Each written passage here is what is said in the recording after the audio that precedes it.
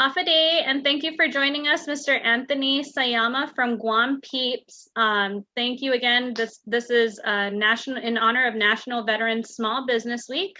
So we know that you are a veteran, and we wanted to feature your company during this week. So thank you for your service in the armed forces. And why don't you tell me a little bit about yourself, what branch you came from, and a little bit about your business. Okay, well, half a day. Wahoo si Tony Sayama. Um, I'm a veteran, U.S. Army veteran. I'm 3 years old, and I started my company 3 years ago. Um, yeah, so I'm a proud U.S. veteran. I served my time with the Army. Uh, really tough. Came in when I was 18 years old. Uh, really just on the fly, kind of young, and just wanted to just serve my country, proudly serve my country. Awesome. And tell us a little bit about your business. So my business is Guam Peeps. If you see back here, I make Chamorro Guam inspired dolls from the legends of Serena, the Tautomona. We have the Magalahi, the chief, the Chamarita, and I have laddie stones here that I make. And this really came into play right after I got out the service. Um, Being in the army was tough and challenging, and when I got out, that was hard as well. Transitioning from military to civilian, I really didn't know where my path was gonna end up. I never had this in my mind when I was in the service. Only as when I came out of the service, um, they said, "Yeah, you can go to school. You have your GI Bill." So I was like, "Okay." So I went in ahead and went to school. So I went to Guam Community College, where I majored in visual communications, arts, and marketing. There, it took me a while to find what I wanted to do with my life, but I knew one thing, and that was art. I was really into marketing. I was really into showcasing some of my work that I've done prior to Guam Peeps. But it really struck me one day when I realized that, you know, why aren't we making tomorrow products, dolls or toys? I go to DFS, I go to JP Superstore. I'm doing my own research, and I see like little knickknacks and stuff like that for the tourists, but there's nothing really that tells our story, like the story of Serena, the story of the Magalahis, even the Chamaritas too. I just, it was really something in my mind while I was going through school that was lingering, like, oh, how come we're not doing this? So my sister and I, we kind of like put our minds together on the direction we wanted to do with Guam Peeps. And at that time, I didn't even know anything about business. I didn't know anything about uh, having a business license. The first thing I did was get a business license, and that's what motivated me into getting into business. It's like let's just do this and see where it goes. Uh, so really, Guam Peeps, my company, was established in school. So I kind of did a mock up. It wasn't physical; it was more like the artwork and the idea of selling products from Guam and telling their stories. My professors at the time were looking at what I was doing, and they're like, "Wow, this is something different. This is something we haven't seen before." And me being, very practical about the idea, I went ahead and jumped in. I made samples. We started drawing things out. We started making wooden samples, just to see what the reaction to people. What would you buy stuff like this? And my professors, when I presented, they were stunned. They're like, "Wow, this is great. You should do this." So uh, I did my business plan in school, and they led me to SBDC. And I was like, what is SBDC? they're like, oh, this is a place where they can help you with your business plan if you really want to pursue this. Remember, it was only a class business plan, but I brought it to the SBDC, and they looked at it and they were like, they've never seen it before. And I was really excited inside. I was like, I think this is gonna work. And the team there saw the idea and they're like, wow, this looks good. So they helped me build the business plan, the financial part, and the marketing part too.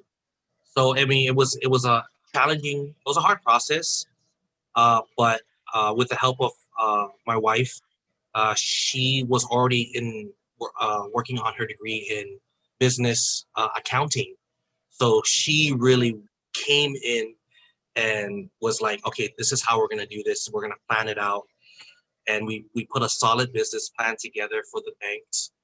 Then we turned it in with the SBD stamp. This is a good business plan. Give it to them. I get a call. Sorry, Mr. Sayama, but you denied the loan. Oh, I know it was in the beginning, it was a punch in the stomach. I called SBDC and I said, what do I do now? I said, don't give up. It's a solid idea. We're going to help you with it. A few days later, SBDC went back and looked at the business plan. Or no, the bank went back and looked at the business plan because SBD was like, really look at what he's doing. And then they said, yes, we can help fund you start this idea. And the excitement was, I was just jumping.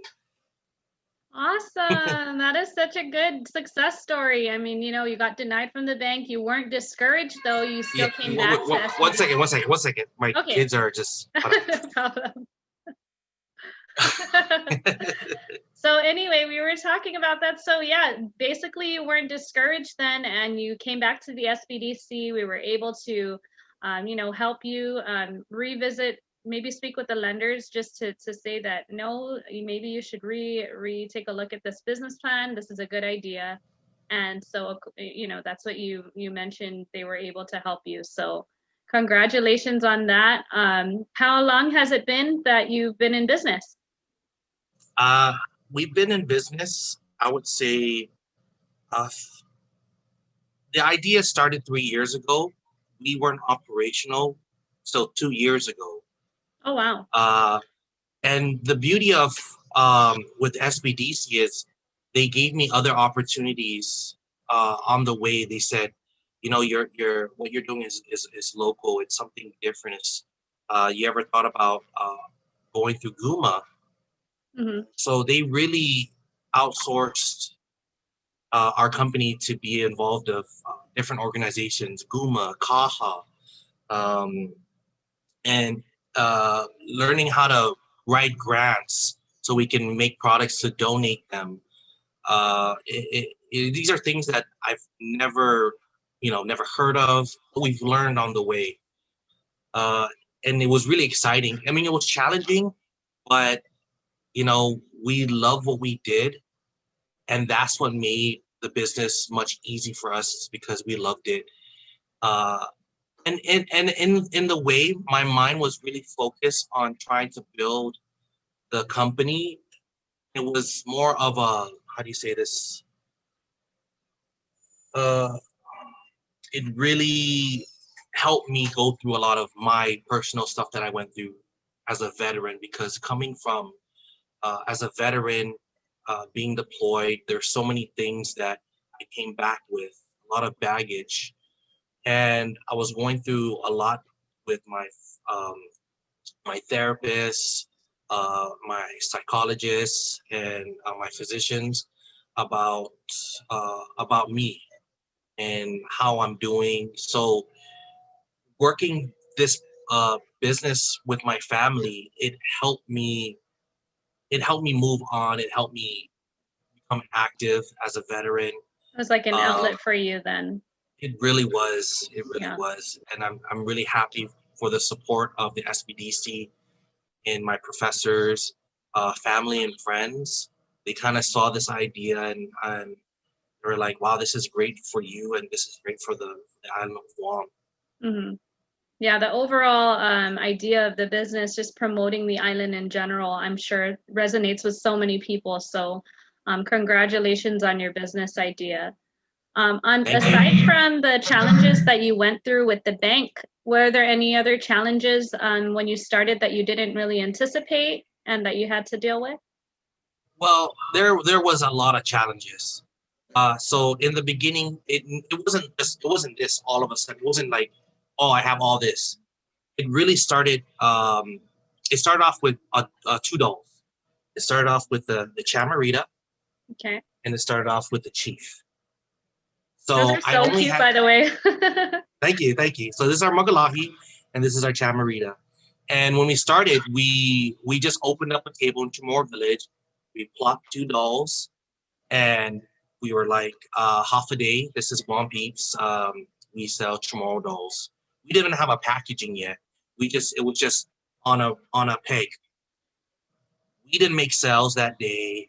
Um, it was in a way I felt like, oh man, am I in this? Like, is this gonna work? Do you know? Do people gonna like my dolls? But as we started marketing it on Facebook, uh, a lot of people was like, "Oh, are you selling it where you're located?" So the next week we'll make it like we'll sell four dolls, and I'll go crazy, like, "Oh, we sold four dolls," because I only made so many dolls. Hmm. Uh, and I my whole family would be there. Would be my kids and my wife would be there, sitting there, and there's like barbecue smoke hitting us while we're selling dolls. But slowly it started building. A lot of people started saying, "Oh, I hear you sell Guam dolls, Chamorro dolls," and then all of a sudden, we're like, "Yes, we're here, Chamorro Village." Oh, we just featuring the Chief and the Chamarita, and then we just added additional Serena. So Serena came, Wow. and people started noticing. Okay, so they are making Chamorro dolls, and with our dolls, we wanted to attach their stories to them because we believe that if we're going to sell something from Guam, what needs to be with them is their stories. And with that, we were able to put their stories in the back of the boxes. Oh, So, wow. so this would be like the Tautomona Okay. and the Taut um, and we really wanted to make sure that each doll would specifically meant to tell their story. So the Tautomona, the head comes off, Oh, wow. and we did that on purpose because we wanted to tell the story of why that is. So the help of Sinot Bavakwa, Sinoda Rufina from the Department of Education, they looked at what we were doing and says, okay, we're making Chamorro dolls. Let's make it right. Let's make the stories right. Hmm. And that was really important for us is to try to get the accuracy of the story uh, because that's very important. Is when we sell our dolls, we want to be able to promote our culture and also preserve that with each doll we sell. So Right. then we did the duendes, which it has the mushroom Cute. and his little bags of tricks. And two, with everything we sell here has their stories. So in the beginning, it was just two dolls, and as months gone down, we were working diligently on the next legend, the next story, the next thing people start when we were going through Guma. Guma helped us, and granted, SBDC was right next door, so I always had an outlet right there. Be like, okay, this is what I want to do. So they would advise me uh, practically about anything. Like, do you think this is a right move? Should I do this? It says, oh, don't rush too fast. You want to slowly grow, and I did, and it was a good experience. It really was a great experience for me and everybody at the SBDC uh, that helped me with this idea and to where it is now. It's really been a great starting for me as a veteran and for my family.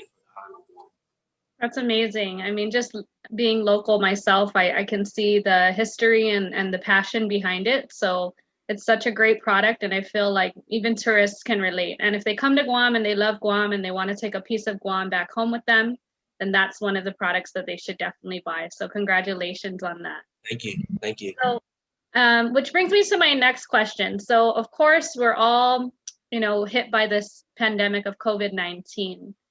Being in the military, it's obviously taught you to deal with many unforeseen circumstances and events. So, how have you been able to pivot your business to deal with these current pandemic situation? And what are some ways that you've maybe pivoted to be resilient during this time? So when it all started early this year, it really hit hard because we were so used to the Wednesday. We did the night markets, Wednesday night market in Chamorro Village, Thursday night market in Manilao. Mm-hmm. We would do events, USO events, or any type of village fiesta that was out there. The Mango Festival, Mm-hmm. Calafofu Festival, Right. the Aganya Festival. We were doing all this, and all of a sudden, when COVID, when the shutdown happened, all of that was canceled. Mm-hmm. So we were like, oh man, like, so we're not making sales. People who are looking for our products, we said we're shut down currently. And as a business owner, I needed to find a way to be sustainable even in these times. So I understood that the dolls weren't going to sell because they're non-essentials. Mm-hmm. People did buy them, but they only bought them for gifts. But it wasn't selling as much as before the COVID and the lockdown happened. So I went ahead and I was just thinking like, what should be my next move? And I was like, okay, well, people love our artwork. People love the way we do our peeps. So we said, you know what, let's do something different. And that's when we started making face masks. Wow. So we made the Peeps face masks, the Chamarita, Eve, the Altamona Duendes, and Serena.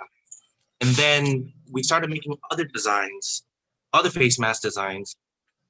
People started asking and saying, wow, like, can I buy that? Were you selling it? So we slowly had a small inventory of like 4 designs, Guam mask designs. And people started buying it, and we noticed like, okay, I guess, people want fashionable face masks. So I put Guam Peeps a hold for now, and I focused on face mask designs. And at that time, a lot of Chamorros were going to the gas station, they're buying face masks there, but I wanted to do something different with the artwork. And what I did is I hired a couple of Guam artists that were also struggling too and trying to make money. And I said, I'll pay you for your artwork. Give me some artwork and let's try to make some design face masks.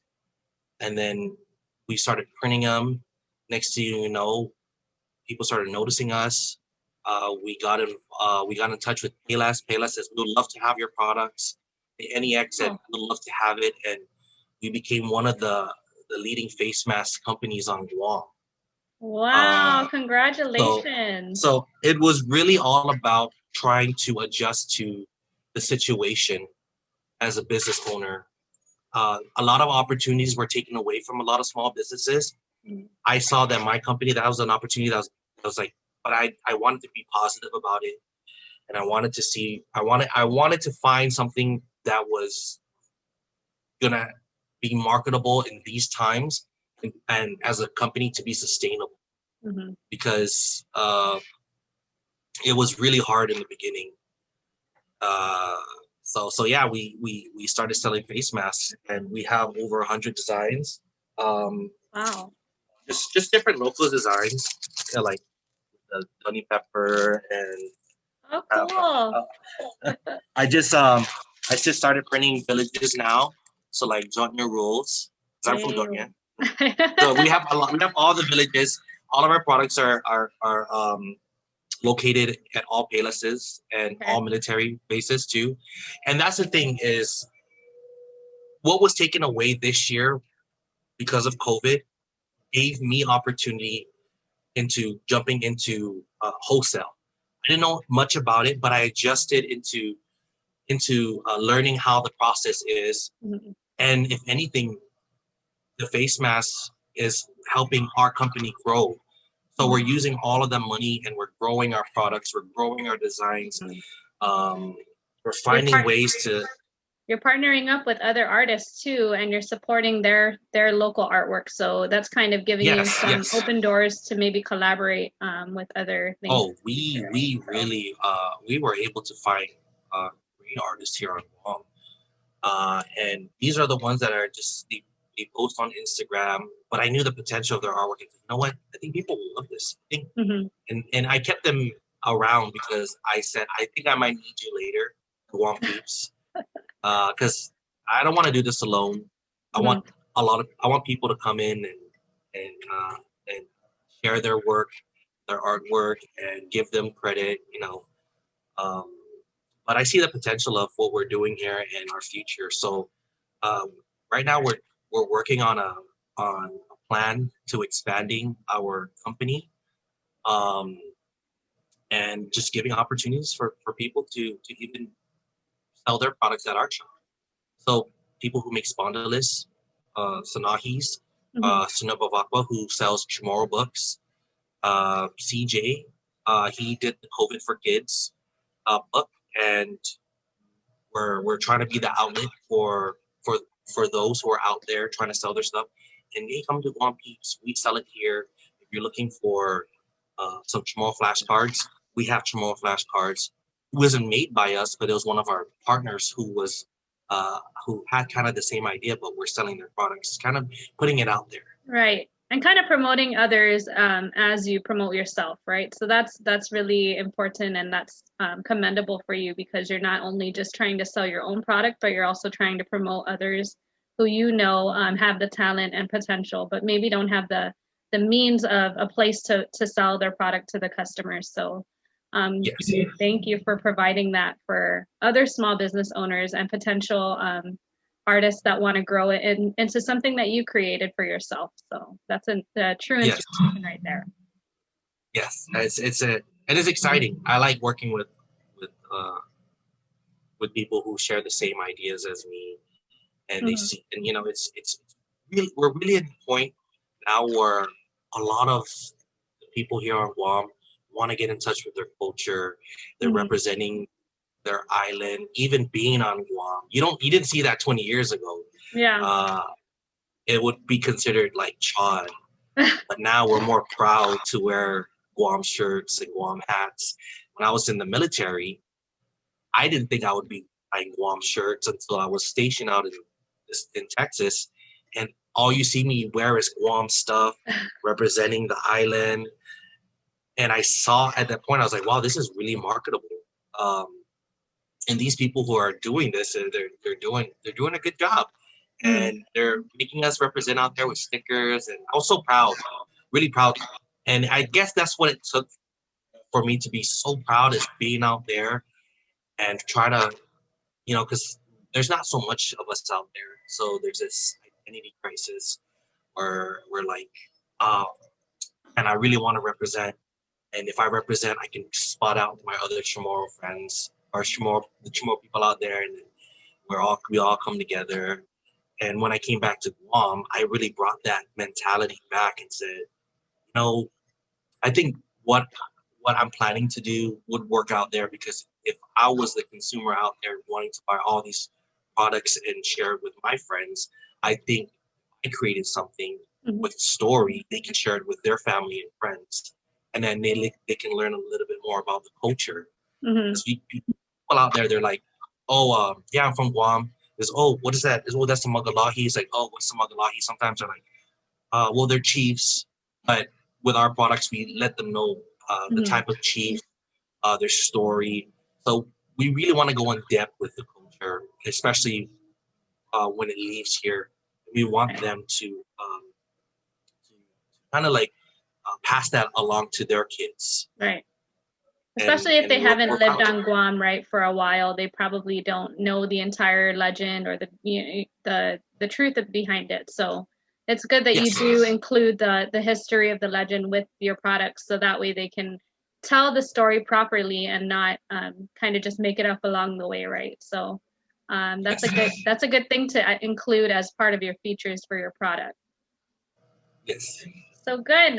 You've obviously found other ways to be resilient and kind of be creative in this time, and I'm glad that you're continuing on and just moving forward with a positive attitude, because that's really all we can do right during this time. So congratulations again. So as we Thank wrap you. up, what advice would you give to new entrepreneurs or aspiring veteran entrepreneurs? Well, I'm an advocate for small business, especially for within the veteran community. Uh, there's so many great ideas out there floating, especially with veterans, and I think sometimes the problem is where do they start? Everybody has a start. It's all about practical. You have that idea, test it out, go out, test the market. Don't feel discouraged because you felt like no one wants to buy your stuff. I think being consistent, being positive, being motivated, uh, having a support system, especially as a veteran, because it's really hard. In the beginning, it was hard for me. Um, Seeing if this is going to be a right move for me, balancing my mental state with my PTSD, and then going into business. But I'm living proof that as a veteran, this you can get past that if you just focus on the task at hand and in business. And if you want to be in business, I say go for it. There's so many opportunities.